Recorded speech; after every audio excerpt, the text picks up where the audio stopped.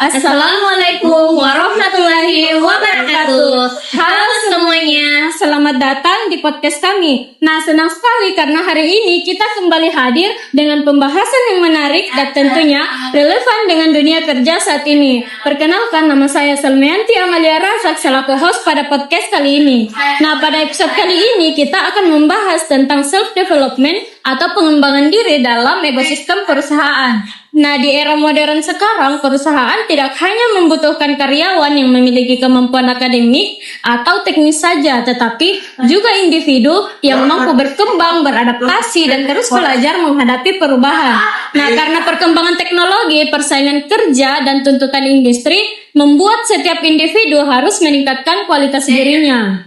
Dan untuk membahas topik ini, sudah hadir bersama kita narasumber yang berpengalaman di bidang human research, yaitu Kak Uswata Nisa selaku HR Expert. Halo Kak, terima kasih sudah hadir di podcast hari ini.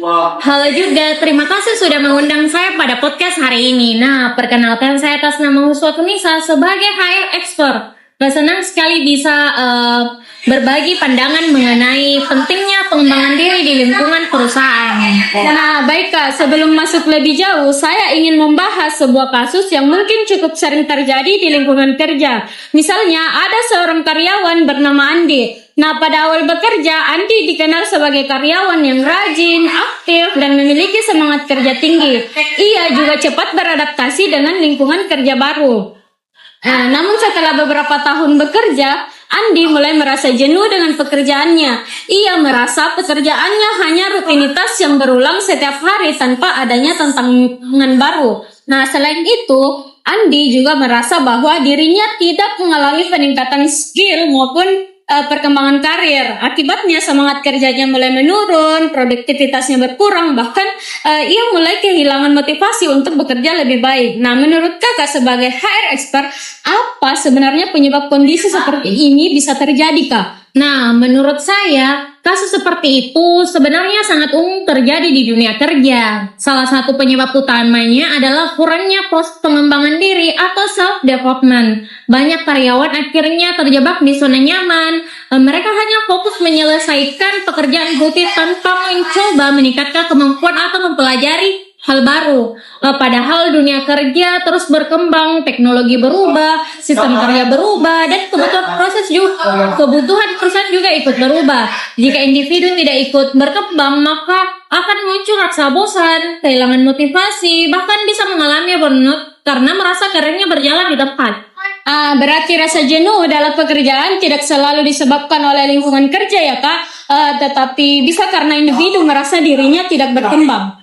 Nah, betul sekali yang Kakak bilang. Ketika seseorang merasa tidak bertumbuh, maka ia akan lebih mudah kehilangan semangat kerja. Karena pada dasarnya manusia membutuhkan tantangan, pencapaian, dan tujuan untuk tetap termotivasi dalam bekerja.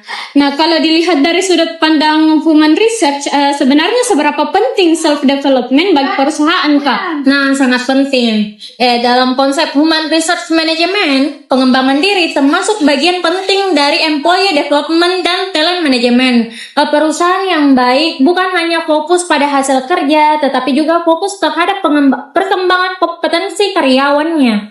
Karena perusahaan membutuhkan sumber daya manusia yang mampu beradaptasi dengan perubahan dan memiliki kemampuan untuk terus berkembang. Biasanya perusahaan mendukung hal tersebut melalui pelatihan, seminar, mentoring, coaching, maupun program pengembangan karir. Nah, berarti pengembangan diri bukan hanya tanggung jawab karyawan saja ya, Kak? Nah, benar sekali, Kak. Pengembangan diri memang harus dimulai dari kesadaran individu. Tetapi perusahaan juga memiliki peran penting dalam menciptakan lingkungan kerja yang mendukung proses belajar dan pertumbuhan. Jika perusahaan mendukung pengembangan diri karyawan, maka dampaknya juga akan kembali kepada perusahaan, seperti meningkatnya produktivitas, loyalitas, dan kualitas kerja, Kak. Nah, selain hard skill, Kak, apakah soft skill juga penting dalam pengembangan diri? Nah, sangat penting, Kak. Saat ini perusahaan tidak hanya melihat kemampuan teknis saja, tetapi juga kemampuan komunikasi, leadership, teamwork, thinking, dan problem solving. Karena Soft skill sangat memengaruhi cara seseorang bekerja dalam menghadapi tantangan di lingkungan kerja. Nah, lalu strategi konkret apa yang dapat dilakukan agar pengembangan diri dalam perusahaan bisa berjalan efektif, Kak? Nah, ada beberapa strategi yang bisa diterapkan. Pertama, ada pelatihan dan upskilling, yaitu perusahaan perlu memberikan pelatihan yang sesuai dengan kebutuhan pekerjaan dan perkembangan industri agar karyawan terus meningkatkan kompetensinya. Kedua, ada mentoring dan coaching. Karyawan membutuhkan arahan dari senior atau atasan untuk membantu mereka berkembang secara profesional maupun personal. Ketiga, ada career development plan. Perusahaan perlu membantu karyawan memahami arah dan jenjang karir mereka agar memiliki tujuan yang jelas. Dan yang terakhir ada budaya belajar. Perusahaan harus menciptakan budaya kerja yang terbuka terhadap evaluasi, inovasi, dan pembelajaran secara terus-menerus.